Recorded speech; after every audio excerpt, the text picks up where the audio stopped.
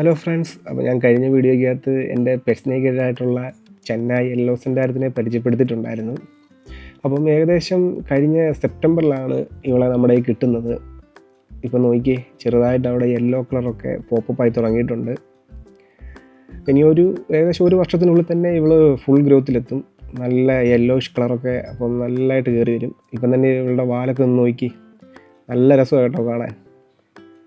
അപ്പോൾ ഞാൻ നേരത്തെ പറഞ്ഞ പോലെ 2 മാസം മുന്നേ വരെ നമ്മളൊരു ഫ്രിഡ്ജ് ബോക്സിനകത്തായിരുന്നു ഇവളെ വളർത്തിക്കൊണ്ടിരുന്നത്. അപ്പം ഭയങ്കര പേടിയായിരുന്നു. ഞാൻ അടുത്തെത്തുമ്പോഴത്തേനൊക്കെ ഇവളങ്ങ് ഭയങ്കരമായിട്ട് ഒളിച്ചിരിക്കുമായിരുന്നു. നമ്മളിന്ന് ഫുഡൊന്നും എടുക്കത്തില്ലായിരുന്നു. പക്ഷേ എന്ന് ഇവളെ കൊണ്ട് നമ്മുടെ കുളത്തിലിട്ടോ, അന്ന് തൊട്ട് ഇവൾ ആളാകെ അങ്ങ് മാറി കേട്ടോ.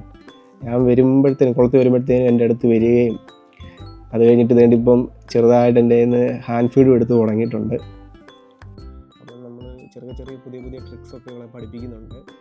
അതിൻ്റെ എല്ലാം നമ്മൾ വീഡിയോ നമ്മുടെ ചാനലിനകത്ത് അപ്ഡേറ്റ് ചെയ്യാം. അപ്പം ഓക്കെ, ബൈ.